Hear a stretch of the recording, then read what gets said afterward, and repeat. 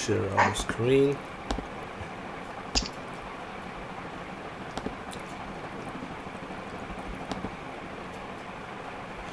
Okay, let's have the right port. Let's pick our tab.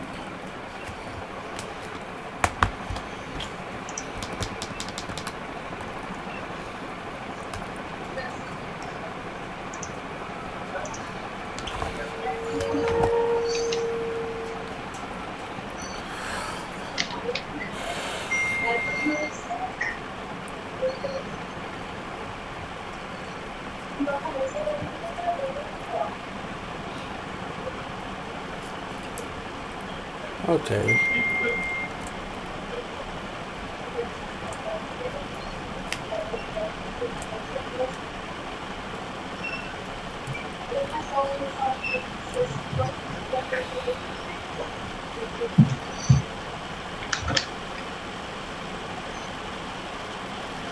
Okay, gents.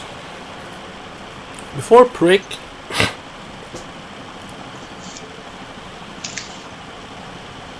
okay. Kamal, make your mute, please. Okay? Okay. Let's start. Before the break, we speak about the net positive section head available.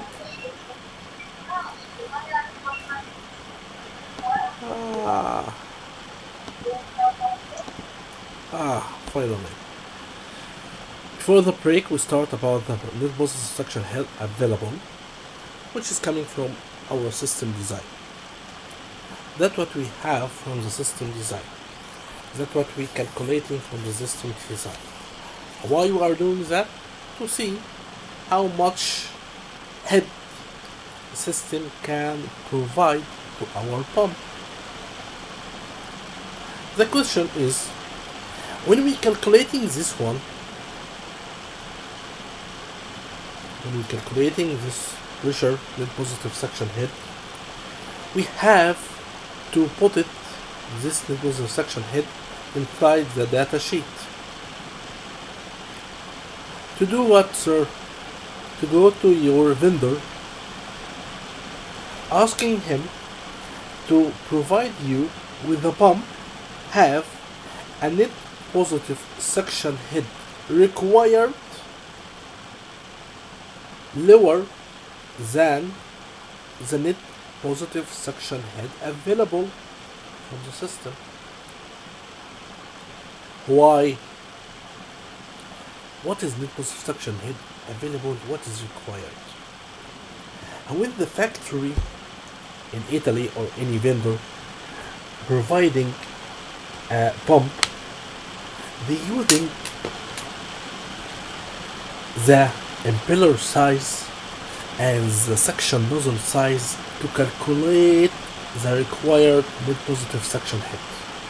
To calculate the required net positive suction head. And they giving you and telling this pump with a model number can provide a quantity of X meter cube per hour with a differential pressure of, let's say, 10 bar G. That's all? No, sir. With a motor type driver for the pump, let's say 60 Hertz, with RPM, let's say 300. What is this? What I did? What I write now? Is the data you get it from your vendor when you ask for a pump. But this is the vendor catalog. When you're doing a pumping manufacturer vendor, he asking you, he telling you, I have this catalogs of my pumps. The net positive suction head available, sir,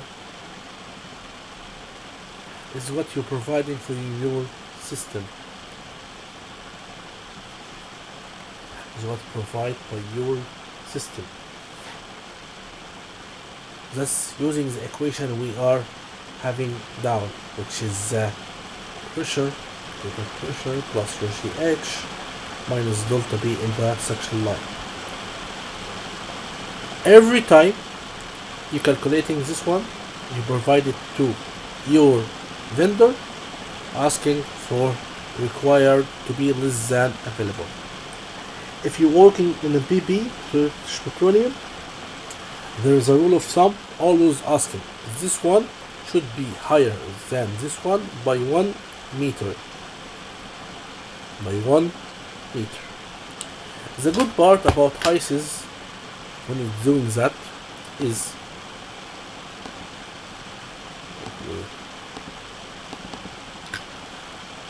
we use a pump for the water pump.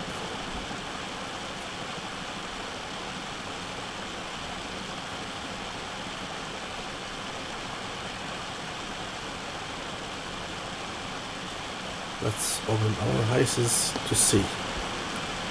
Then we have, let me open here, pump and hydraulics, pump data sheet.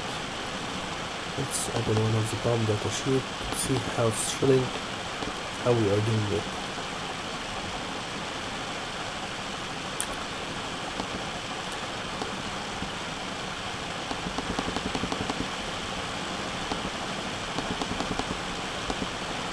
For example, this one was a condensate pump. This is the package description. This is the design cases. Sometimes we are operating this pump at 49 Celsius, 48, 45 temperatures profile. Sometimes we are operating this pump for 1 to 5 suction pressure till discharge 110. So the delta B for this pump will be 110 minus 125, which is the biggest delta B we need. Then we have the flow rate, 0.01 million standard cubic feet, which is equivalent to almost liquid 240 barrel per day, 9540 barrel per day, 890 barrel per day. I don't get it. Why we have 3 cases? Why we don't have 1 case only? Because at that project we was developing 3 cases to do what? To satisfy the client needs. The client need the pump to operate at this rate in one terminal, and at that rate in another location, and that rate in another location. That's why we're making the 3 cases together here. The vendor, what he will do, he will take the worst one. What means the worst one? The highest flow rate, the highest delta B. You got it, gents? You following me?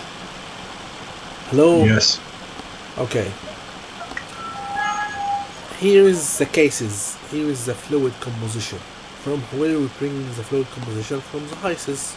This means we have to simulate the plant first, yes, to get the heat and air balance, which we presented in the last time, yes. To do what? To be able to fill this. What is this? To be able to fill this data sheet, sir, you have to know the composition. After you know the composition, you start with the process requirement. Interfaces. This is a general wording. This is the general wording. The most important part for us as a process when we are doing this one is to deliver this sheet, the cases and the composition. That is where we are stopping. We stop delivering it to the rotating man. Just for info only. This package will bring it.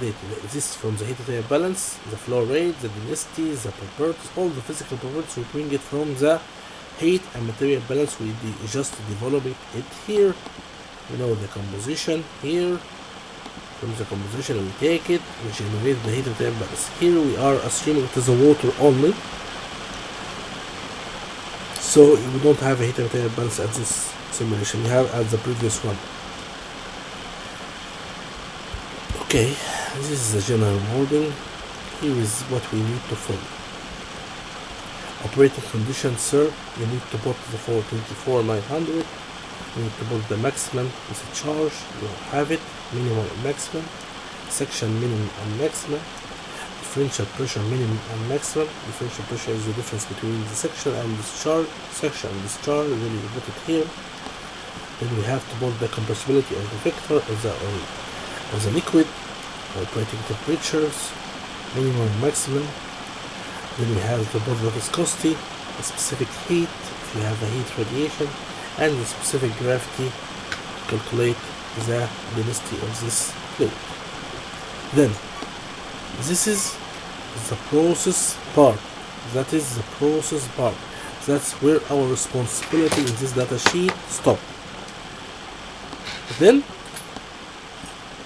rated capacity, site utility data, all this coming from the vendor. If you need the construction nozzles, then the liquid, acetate, gas, all the parts, the cylinder, the linear, all the internal parts of the pump. This is coming from the vendor. So basically, you're filling the data sheet till this section. Then we hand it over to the people to ask for supplying this pump. You got it, gents? Hello? Hello? Yes, we got it. Yes, ask me.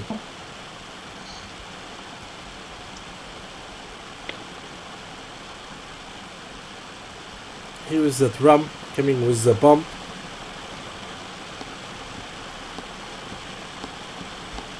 It is like a separator sizing. We will speak about separator sizing in detail. I will leave it now. But basically, we are having till here, till page 9. And we have the pump data sheet. Then we give it to the procurement side. Please buy the similar pump to this. Let me share it with you.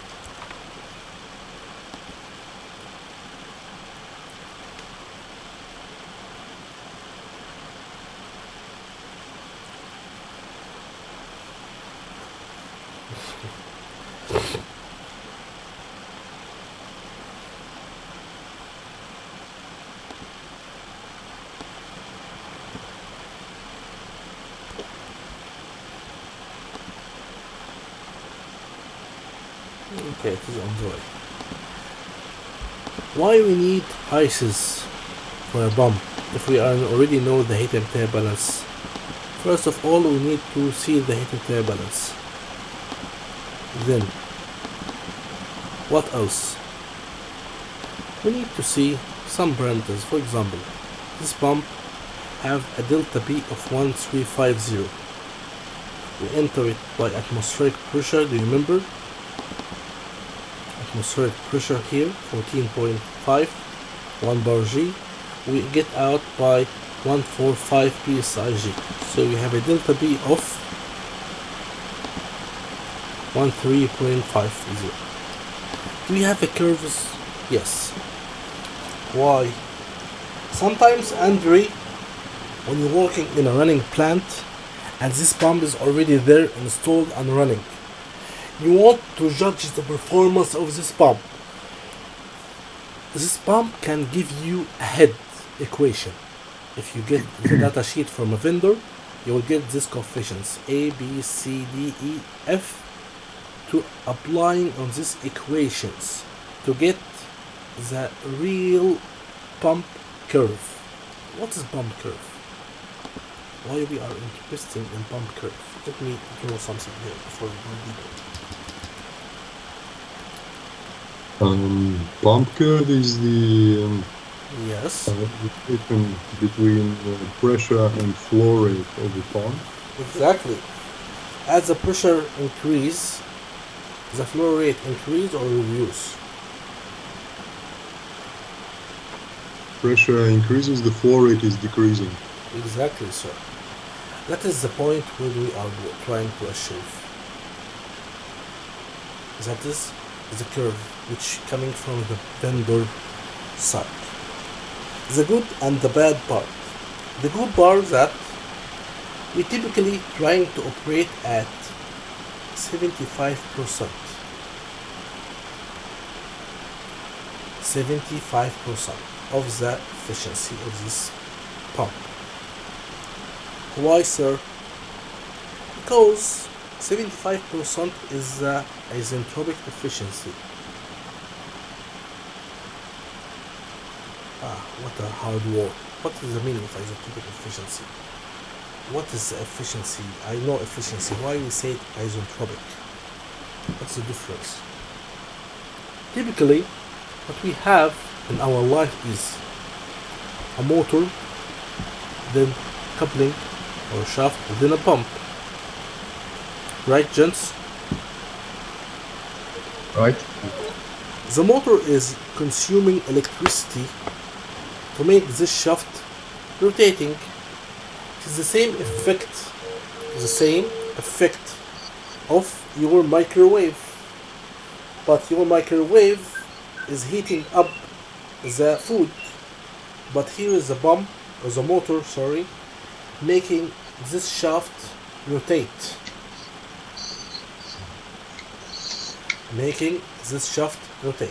so the amount of power compared to the amount of RPM, how many revolution per minute or rotate per minute, how many fast this shaft rotate, is always considered by isentropic efficiency, which means in an ideal world, in a perfect land, this power, if it is generate 100%, this one should run by, let's say, 1000 RPM. But you find that this 1000 is generated, but the achieved is like 750. Why? Because of the isentropic efficiency, sir. Not all the power generated from here are absorbed by the rotating motion of the shaft. You got it? Got it. Gents, let me open my camera because I want to say something.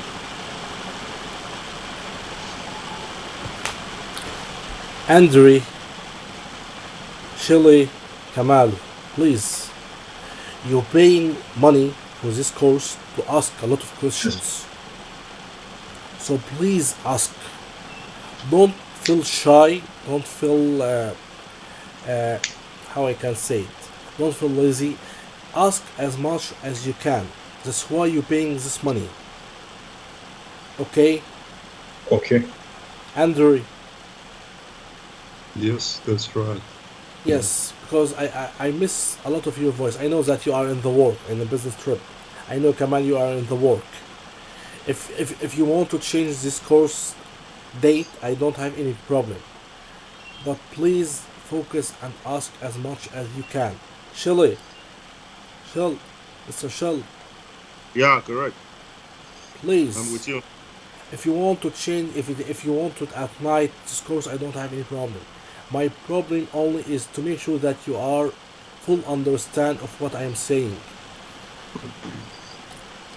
Okay? Yeah, sure. Okay, Okay. gents. Okay, Kamal. Okay.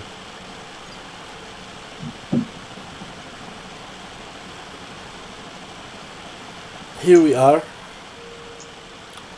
So not the full power is being transmitted to the pump. Yes. That's lead to isentropic efficiency 75% is the maximum you can reach. So when you see here the parameters, you find adiabatic efficiency 75%. Okay? Okay. On the other hand, if this I will park this for a minute. Let's go here. What is here? HISES, if you in the design phase, can help you to make a prediction of the pump curves. To make a prediction of the pump curves. How? By assuming a power, let's say 300. Then we ask it to generate curves, asking him to deliver a head of 100 meter. We ask him for generate curves. What is this 3 curves being generated? The ISIS will generate a 3 predictive curve between the flow and the head and the efficiency. Flow, head, efficiency. To show you 3 different products of pumps you can buy it. You can ask your vendor, please, I need this to see this. I will close all the 3 and I will ask to plot curves. Why? Here is our operating point for the firefighting water. Here is our firefighting water point. So basically, if we buy a pump curve 2, which have a velocity of, what is the velocity? Let me see. So pump curve pump 1 cannot help me to reach this operating point. Pump number 2 cannot reach this point. Pump number 3, curve number 3 can reach this point. So basically, pump curve number 3, which is RPM 1150, is the optimum for me to reach the operating point which I need. Okay, gents? That is Okay. the way we have a predictive curve from the HISIS.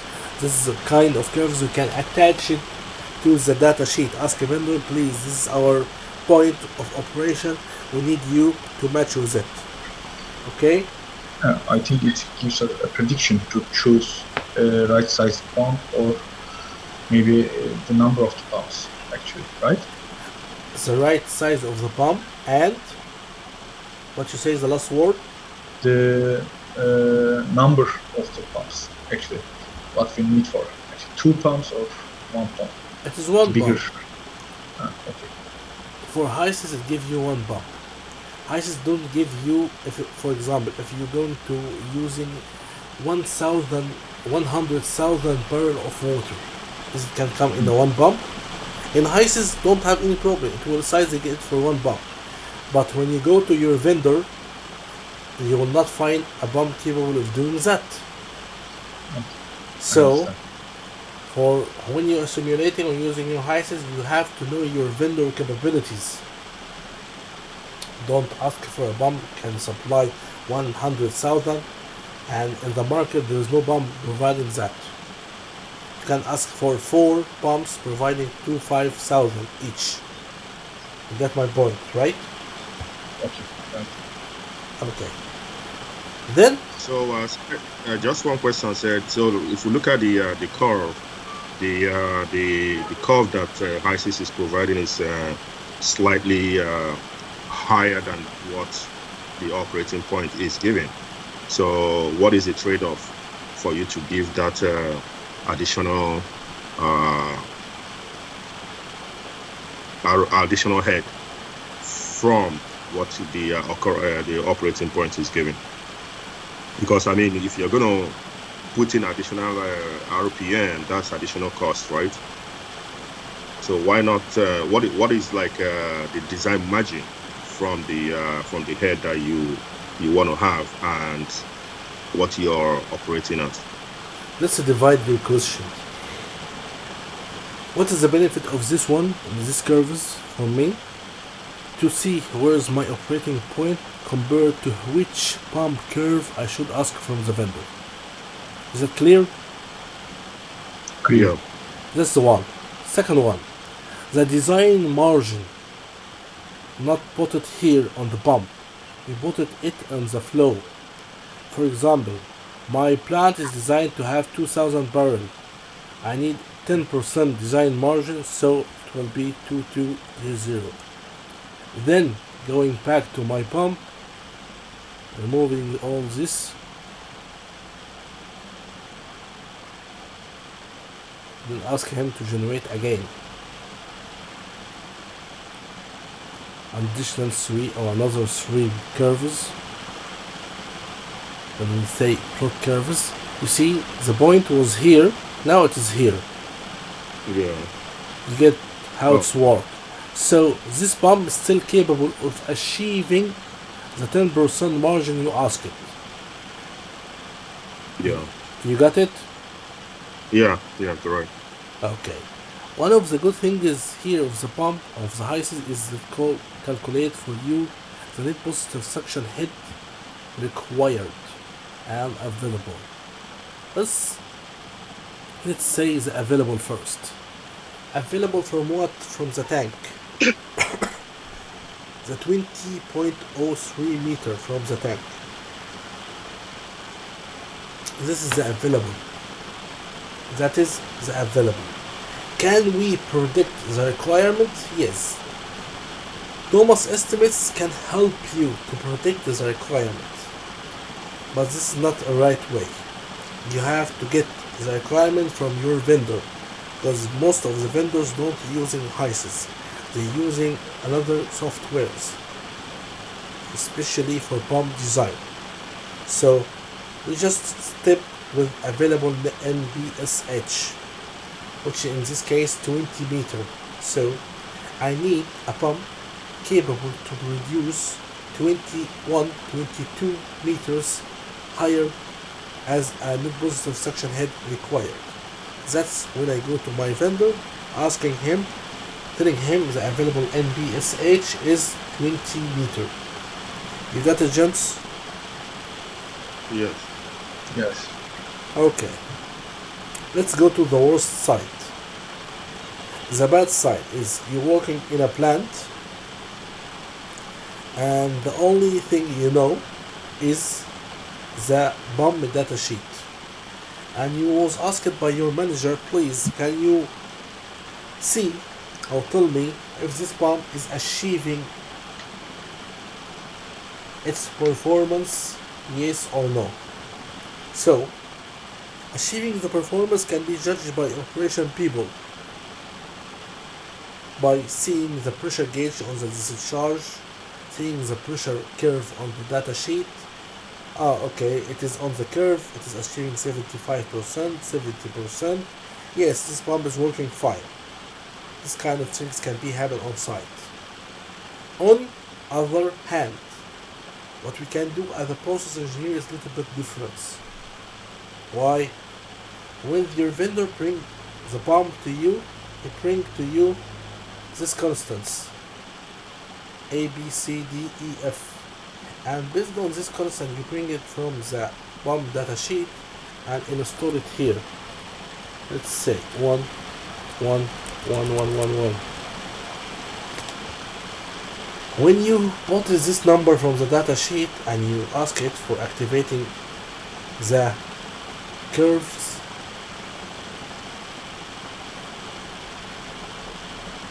you will find that where is it? Shit.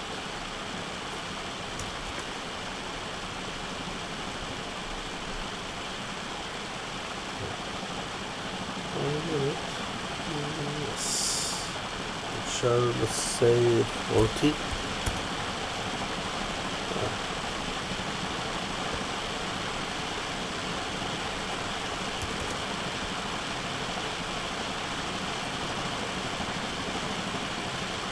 Okay. You can find from the pumps curves that we are entering now, it have a very high pressure. Why? Because we enter a very big coefficients. What we are trying to say that for here will have a pressure of 4.1 multiplied by 10 to the power of plus 15. Why you are seeing these bad numbers, these big numbers? Because when you put it the curves here, we apply to activate these curves. When we activating these curves as the numbers we put it, let's put it 0.1, 0.1. Let's see, 2.1 please. Yes.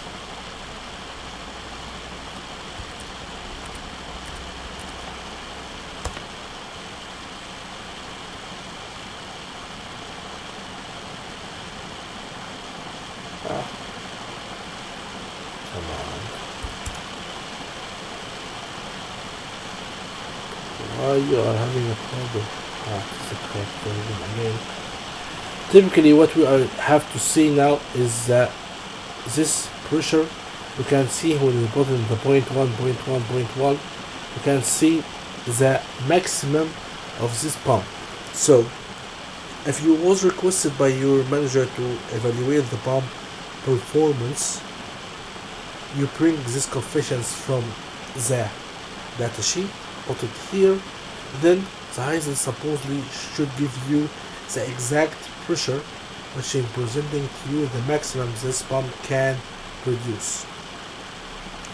If the maximum this pump can produce is lower than your final destination, let's say for example, here's my pump and it's going to a tower with a pressure for 400 psi, and when we're using the pump curve, it shows to us it is can produce 440. So this pump is working with efficiency 400 over 400 over 440. So we're speaking about 90%, 95% efficiency. You got it the way, gents? Hello? Yes. You got it how we calculated?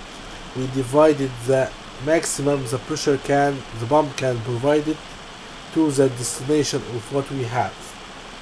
Another way of evaluating pump performance is the delta B across the pump.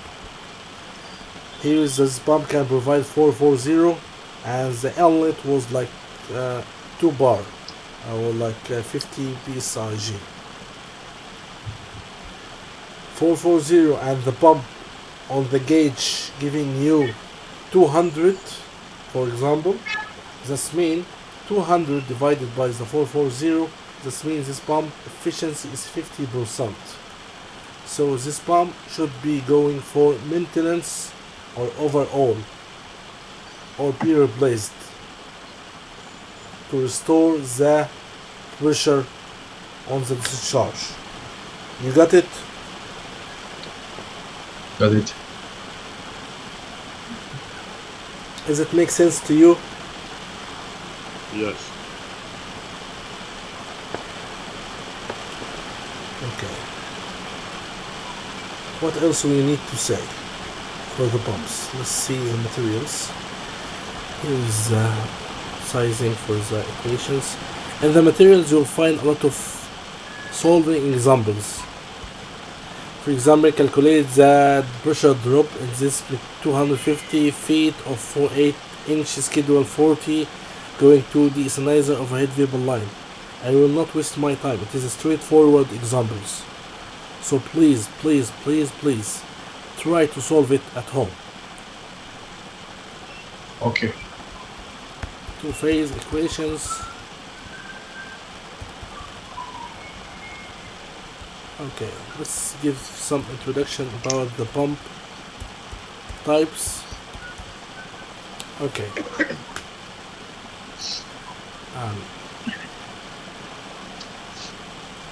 What I'm going to say now is the default pump arrangement for a centrifugal pump and for reciprocating pump. Let's say here's a vessel, any vessel. That's how we drafted it and the P and ID in the beginning of any project. Let's say this one like a separator. Then we have in this line going to the pump.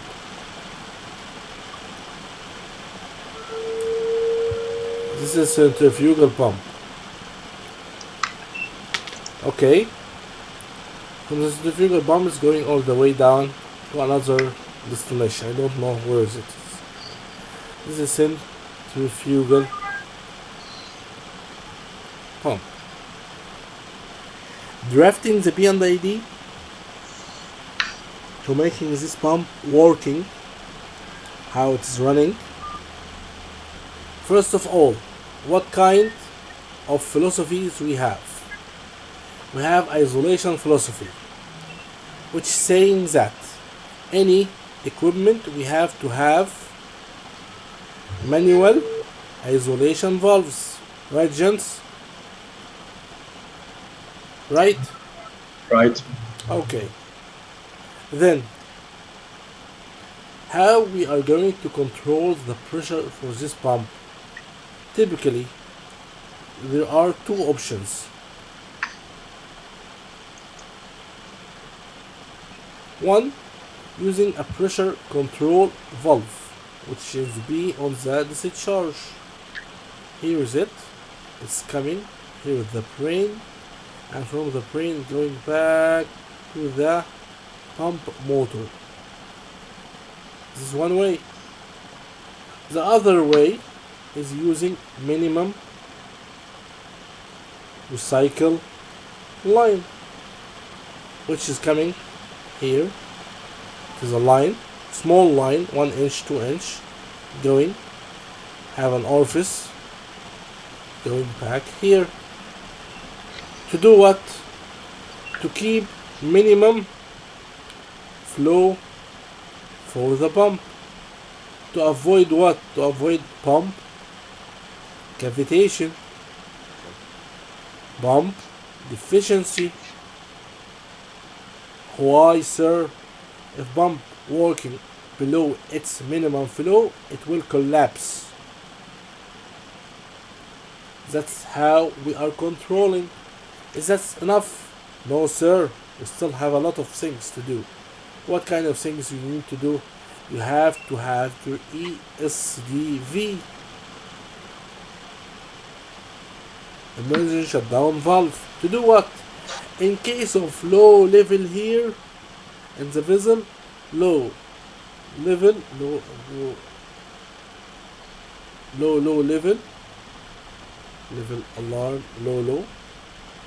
This one will go into the brain, and from the brain it will close the ESV and trip the pump. You got it, gents? Yes. This is the minimum we are going to do if we have a pump running. This for the maintenance purposes. This is for controlling the pressure, or this for controlling the minimum flow. This is for the pump safety and the vessel safety.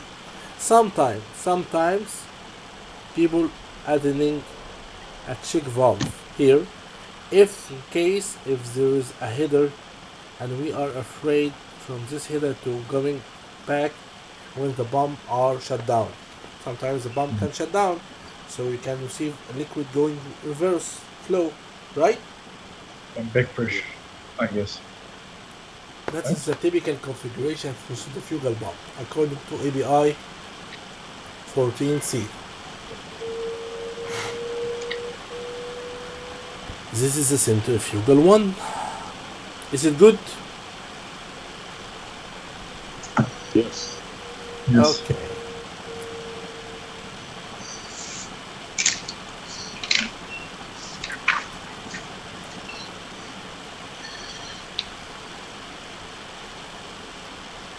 Reciprocating pump.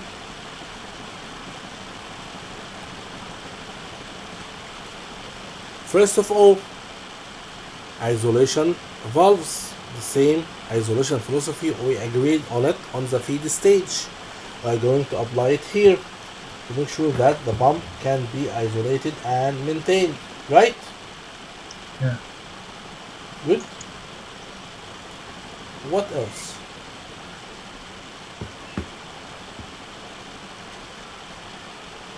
The emergency shutdown valves for low level. Okay, the same. We bought it. Will be connected to this level switch low. This is connected to the DCS. And the DCS controlled to the ESD valve. Right, sir? Yeah. Okay, what else? I would install the pressure relief valve, overflow valve at the discharge. Exactly.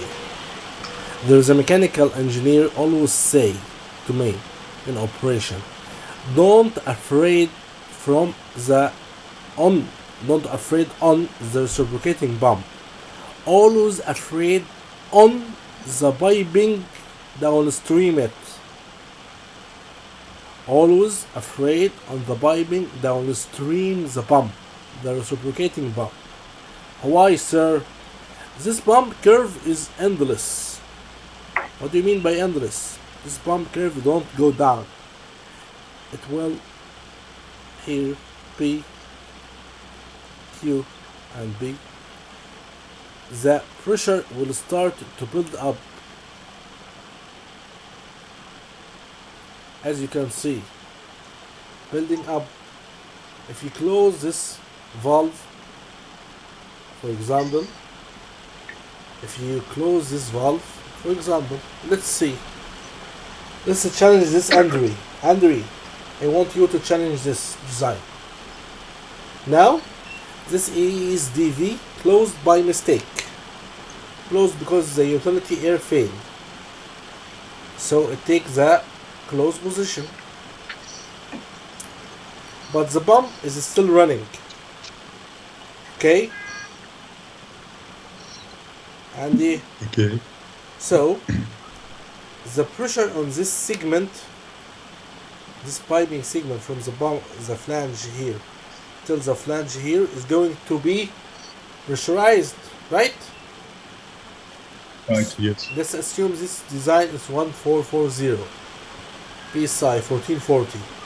So the pump will keep pushing the liquid 1440. Then from 800 to 1440, this valve is closed, pump is still running.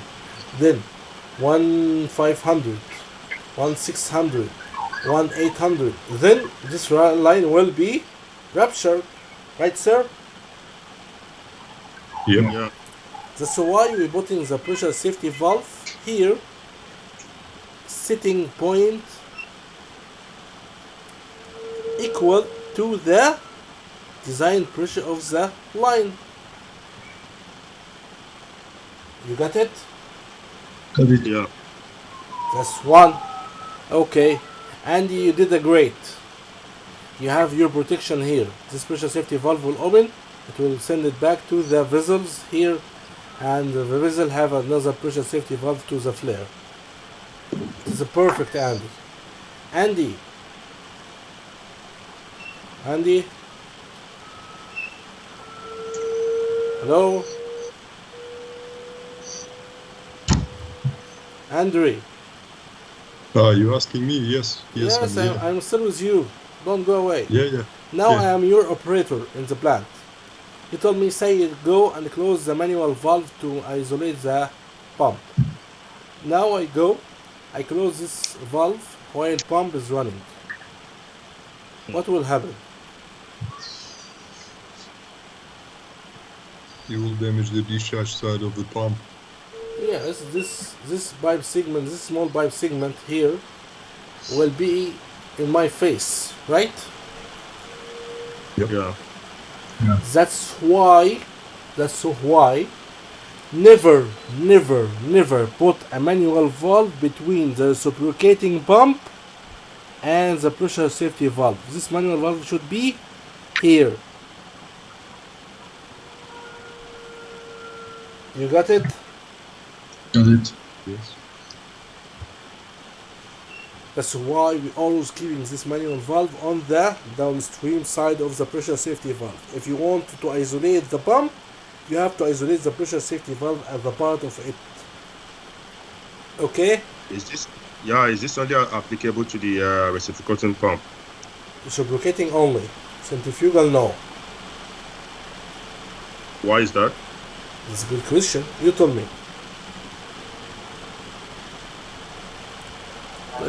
Let's build the two curves against each other.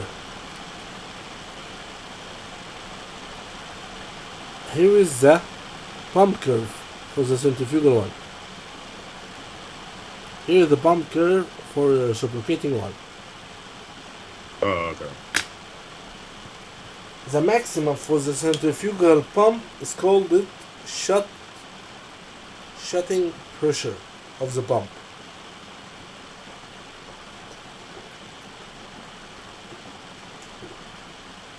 while this shutting pressure representing the maximum this pump can do. That's why we sizing this minimum flow and this control valve to the shutting pressure of the pump. But reciprocating don't have endless. It will keep until it damages the line or the valve inside the pump is broken. It will keep going. That's why it is used only in high pressures. Does it make sense? Yeah. Okay, let's go a little bit deeper.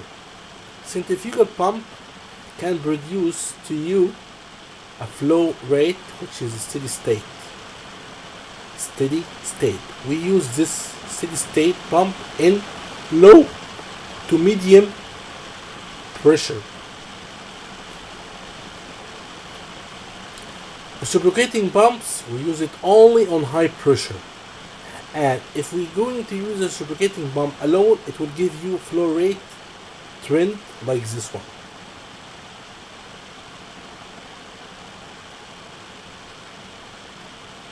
This will be the flow rate trend if you're using a reciprocating pump alone without its accessories. What accessories are we speaking about here?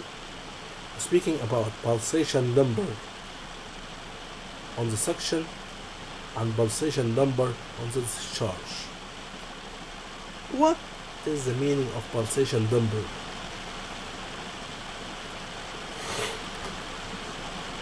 You know, this is the suspension system on your cars.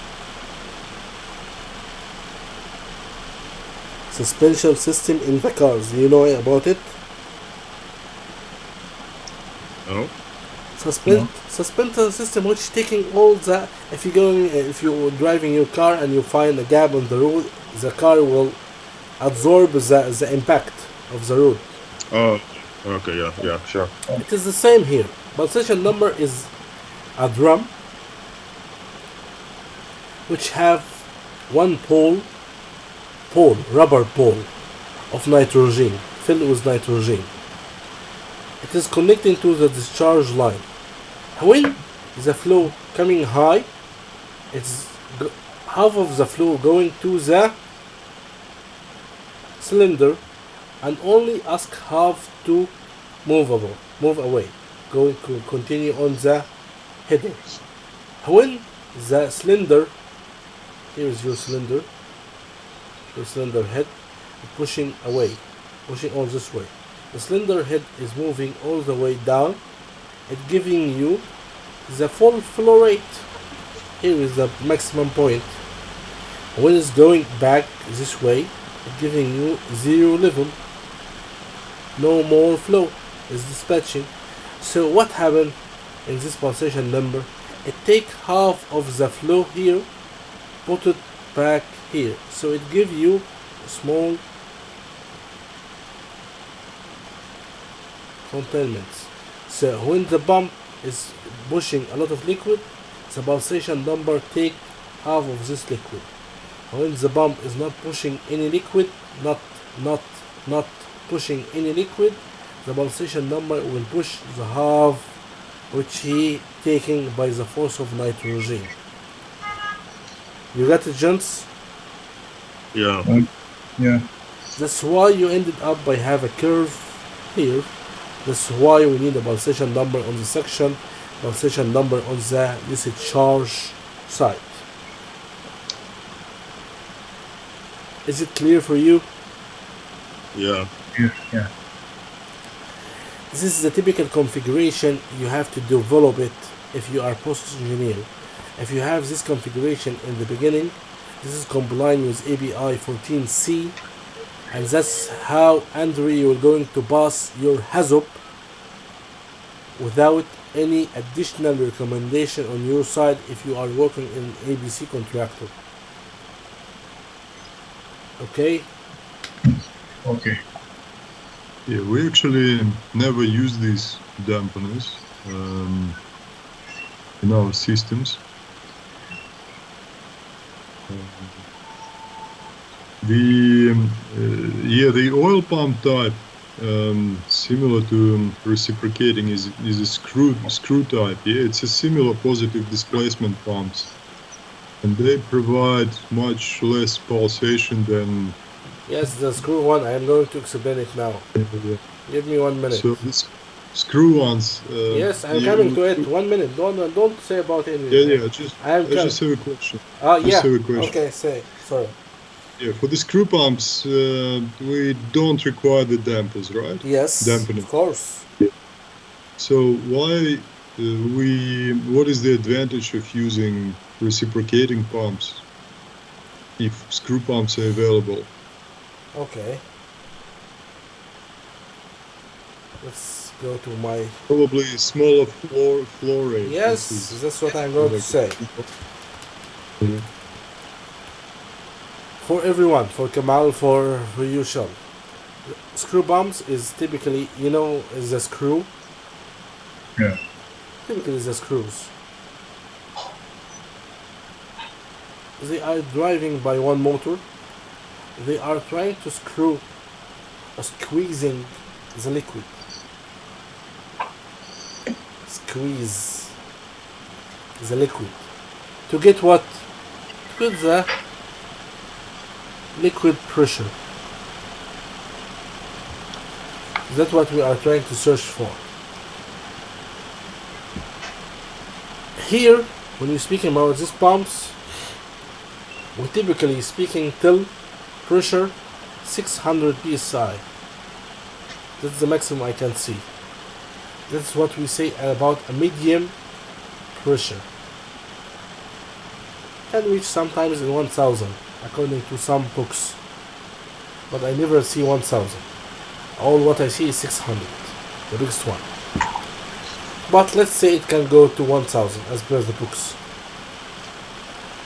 While the piston type, the cylinder type reciprocating pump can reach to 5000 psi, and there's a bigger one, bigger than 5000, but 5000 is the biggest one I see it before.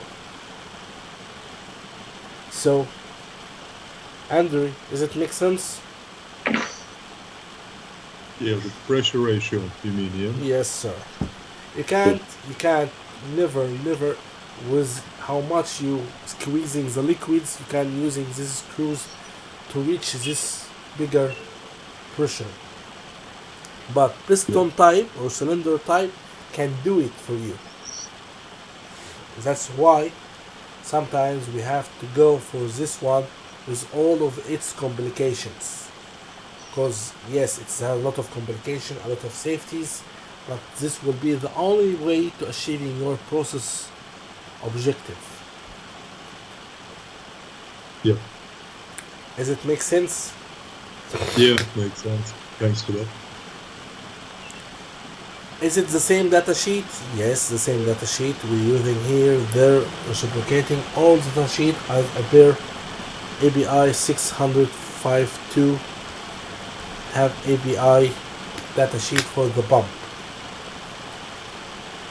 Let's put some issues for you in case you need to buy pump.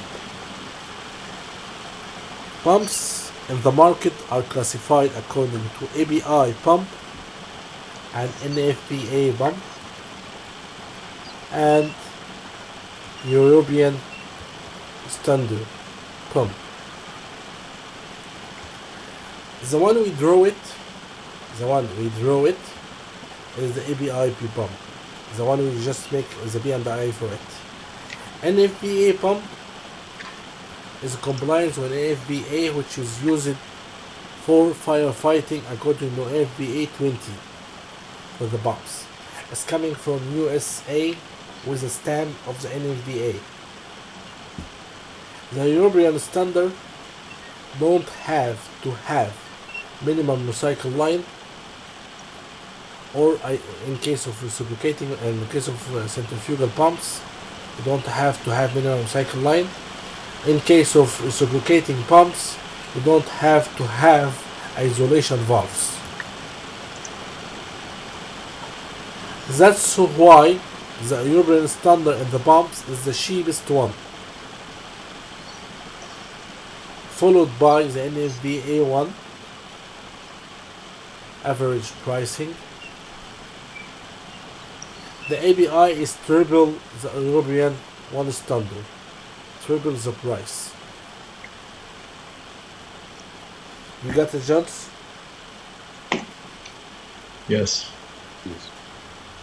Is So that- just one thing, the European guys, they don't need to have isolation around the pipe, around the pump. So Yes. how do they deal with maintenance?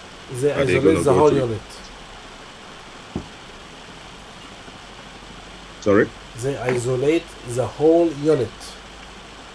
Wow. Yes. Don't That's ask a me lot. why. It is, yeah, it is a kind of thinking which I don't love it, but this is what we have in the market now.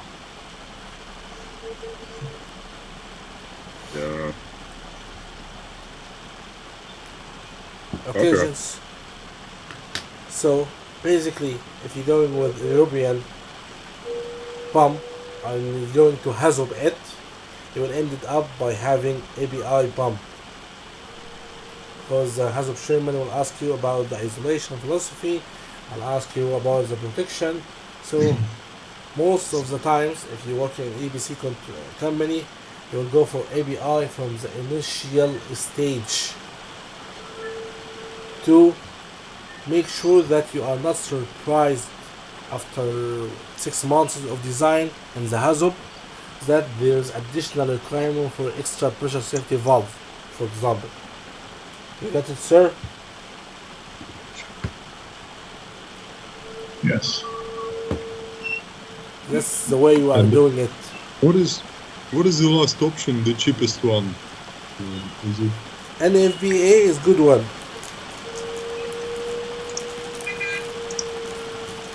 It depends on your What is clients. It depends on your clients. Some clients don't even making a hazard, so you go for European pump. Some clients asking for European pump to not making a lot of money. But in a perfect world, you have to go for the ABI. so the last one is European? What is that? The cheapest one, the European standard. Europe standard one. The one is being designed in Italy, the one is being designed in any place. Actually, the factory who developing the ABI is developing the NFBA one, developing the European pump.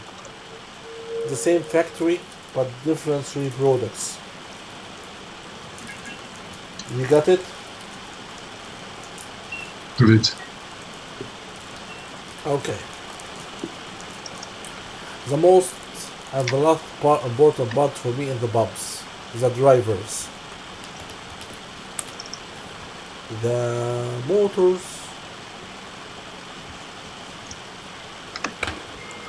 How much electricity we are going to take or consume in this plant? It depends on how many pumps we have in the plant. List of pumps. When we have the list of pumps, we can use the motor data, sum up the motor data, and based on this summation, we define how much electricity we need for this plant. This is a good part and bad part, because some pumps have a fixed motor speed,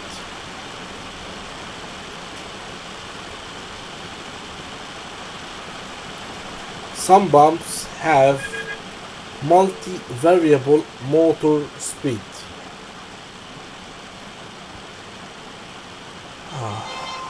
Do you love juice? Juice. Hello, gents. Do you love juice? Yeah. What kind of Yes, juice you very love? much. What kind of juice you love? Tell me. Grape. What kind of shoes do you love?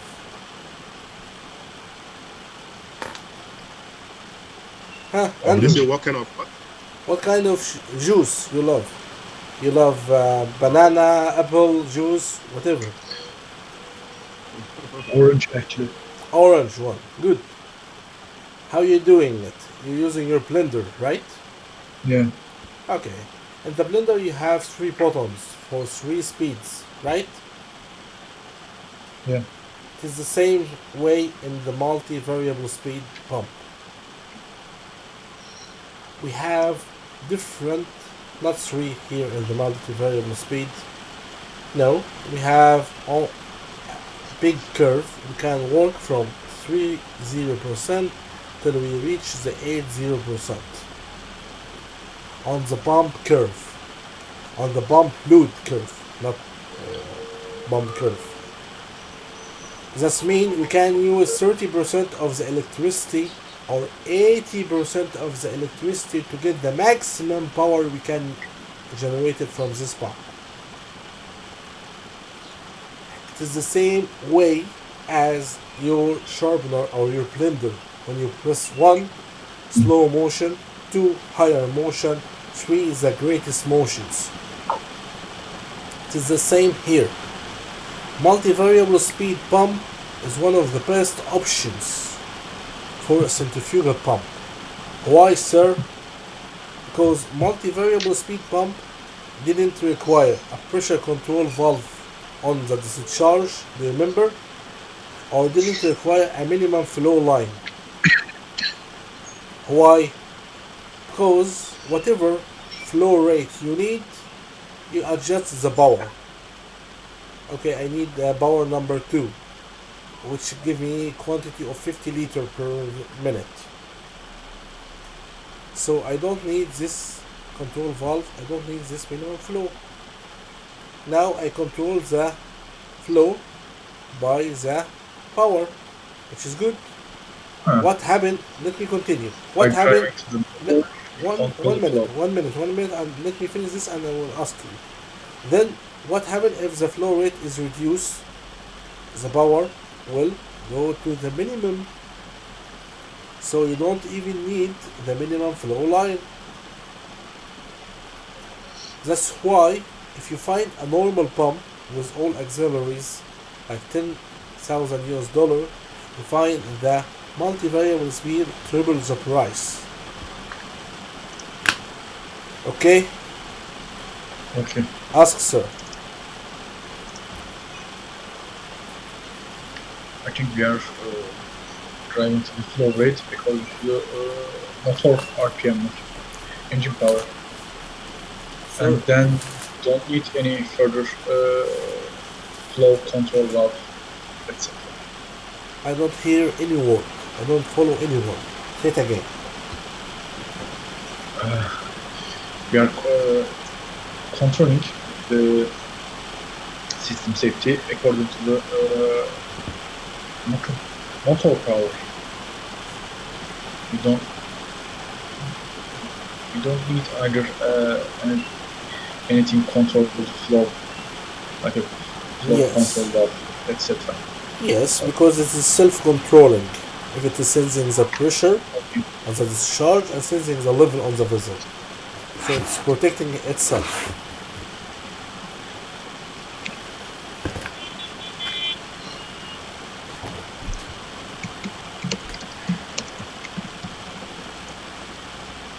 Does it make sense, gents? Yeah. Okay. In the material, you will find one equation for the net positive suction head available and required.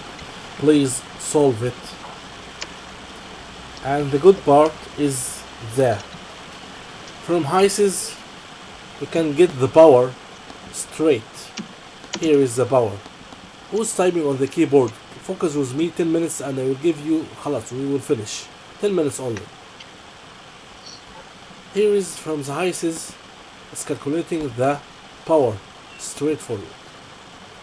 2.5 or 2.9 multiplied by the 10 of the power 6 or whatever. On the other hand, here is the equations which is stored on the HYSYS library to calculate the power. Power is factor of the flow rate multiplied by the area and the conversion factor and delta B divided by the a pump efficiency. That's how you can calculate the pump power when you need it. Now I am happy. You can type on your keyboard. Ask me. Ask me whatever you want.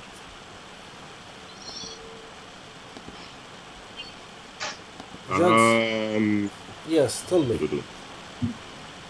Yeah, I was just gonna ask if you could do 1 or 2 minutes on orifice sizing, just to. Orifice sizing. Or do you? Yeah. Okay, can you check the Excel sheets which I sent it to you? Yep. Okay, you will find a full detailed calculation of orifice sizing. One of your tasks next time to provide me any orifice sizing you want. And let's go for it in the first 15 minutes. Okay?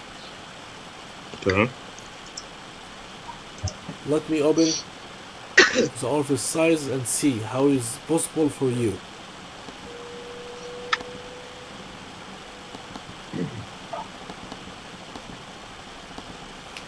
Where is the orifice sizing? Here, sir. 2-phase orifice sizing and 1-phase. I will be small with you. I'll just go for the 1-phase. Not this one. Here, sir. This is the 44-page explaining to you which standard we are applying in calculating the orifice sizing. It's explaining to you the Excel sheets. Let me open the Excel sheet for you.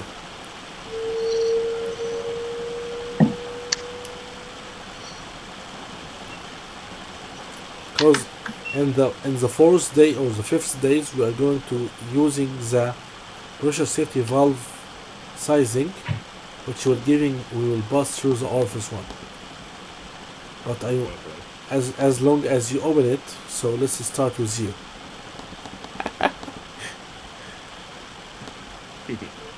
Here is the cases, here is the fluid type, is the inputs, all the yellow. You just put the yellows and it will give you the orifice sizing you need it according to the pressure issue, and even giving you the velocity is okay for the each nozzles, for each nozzle.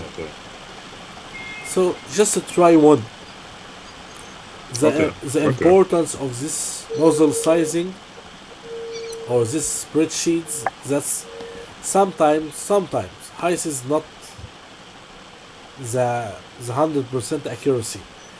So what I am doing in my stage now, one of my juniors bringing to me HYSYS simulation, I ask him to do it in Excel sheets. Then I compare between the HYSYS simulation and the Excel sheets. If they are matching, it is a good design. If they are not matching, it is not a good design. Yeah, the reason I asked the question is one of my guys did orifice sizing on the line, and then after we finished, there was no pressure drop. So invariably there's a huge mistake somewhere. When they put it, I mean, the downstream pressure was still the same as it was before we started the exercise. So I didn't review the calculation. So I just wanted to see it. Yeah. Yes, that's why in the Excel sheet you find a lot of okay at the end, because orifice a little bit, if you have a higher delta B than a certain issue according to the diameter, in that case it will make a lot of pressure drop. Typically you are expecting orifice. What's the design? Why you need the orifice? To make a flow meter, or to do what? To have a flow meter at the end? No, there was a high pressure on the other side, so I decided to install an orifice. To do what? To be an interface or what? Yeah, to reduce the pressure downstream. 1 minute, because I don't follow it. Let me understand. You speak about high pressure? Yeah, the Low downstream pressure. were experiencing yeah, the downstream equipments were having a high pressure going into them, so they decided to install an orifice to, Yes. to reduce the pressure. Yes, which is right. So, What is but the I think problem? the pressure they got downstream wasn't what was expected. So probably I believe the calculation that the person did for the orifice size is not correct. So that's why they're not getting the right pressure they're expecting to get Let me let me downstream the let me orifice. let me put it this way. The high pressure is the same as I draw it here, going to the low pressure, right? Yes. So I install orifice here, right? Yeah. For example, to break the pressure from the high to the low, right? Yes. So Yes. basically, my orifice calculation here will be P1 will be the high pressure, P2 will be the low pressure. This is the input for me. Yes. This is the default. I don't have any extra points to take. So whatever delta B you see it now, it should be coming from the delta B to B between high pressure and low pressure. On the other Yes. hand, sir, on the other hand, some designers making, for example, if it is a liquid, but a level control valve with orifice flange to flange with the control valve. To do what? In case of this control valve fail, this orifice will act as a control valve to regulate the pressure from here to here. This kind of Yeah. designs we do it in high pressure, very high pressure. To do what? To reduce the pressure. To avoid this low pressure vessel from rupture when exposed to high pressure. Is that the case when you are speaking? No, it was only an orifice that was installed. No pressure control valve was installed. So the downstream pressure, let's say the expectation was supposed to be less about 50 psi. Yeah. What was gotten was like about 60. So This so means he the sized it very small one, very small yeah orifice. I can understand it now. Yeah. Typically, orifices are used for these purposes, or also used for flow meter purpose.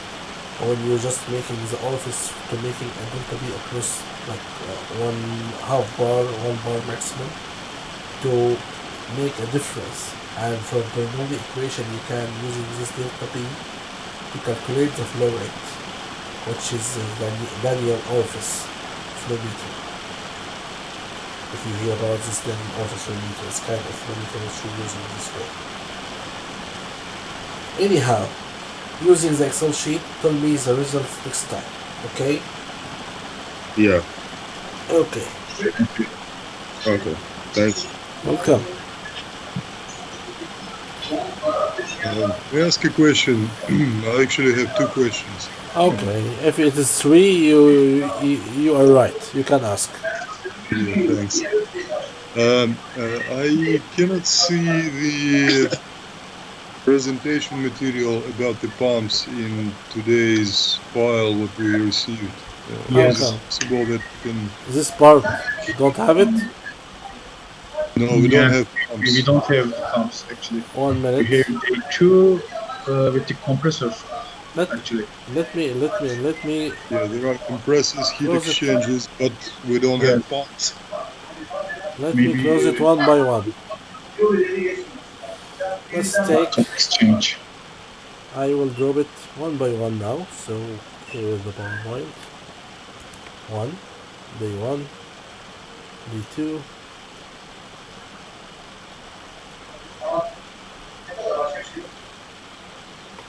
day 3,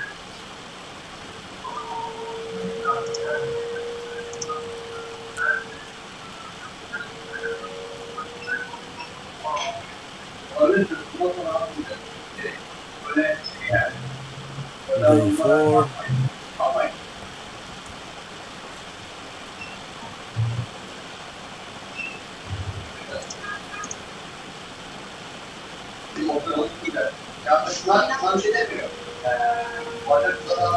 five.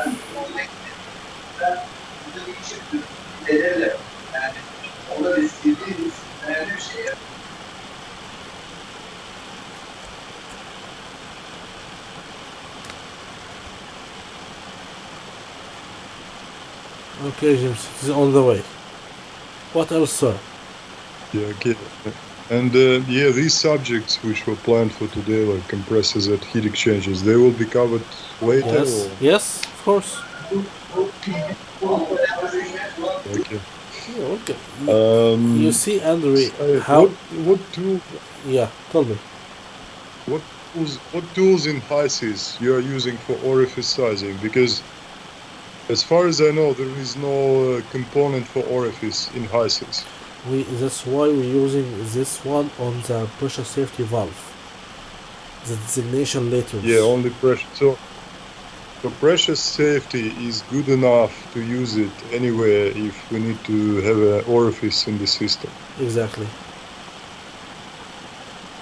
Yeah, okay. So they will give the correct. Are they actually the same, like inline orifice and PSV orifice? Are they performing the same way or they are different? I don't get it. Say it again.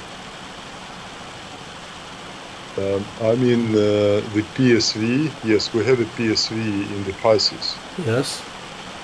And it will be performing like an orifice plate. Exactly. Is it the same type of orifice? Yes. Or they are different? Pressure safety valve is basically an orifice. So they're the same, yeah? Pressure safety valve is basically an orifice which is operated under the spring only. Yeah, but yeah, there are also different types of orifice, like how they call, like a square shape orifice and angle shaped orifice. By the end of the day, for a process engineer, you are not going to this type. You just select the delta P and telling the mechanical engineer what is the size of orifice you need. Based on the piping configuration, you choose the dimension and the shape of the orifice. You got it? Okay. Typically, because PSV component in HYSYS, I don't think it let you select the shape of orifice. No, right? don't give you the shape of orifice. Giving you the standard one, which is the circle. And from your vendor, you're using the correlation factors to switch between the circle to any shape, depending on the piping configuration you have.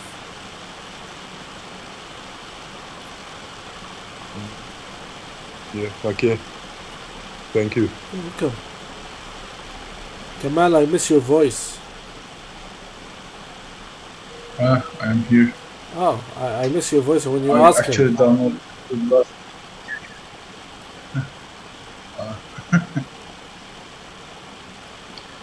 First, I must be work with the design and trying to solve the problems actually. Then I pass. But Mr. Said, we have only just 2 presentation just arrived yet. The others Yes, not it will come.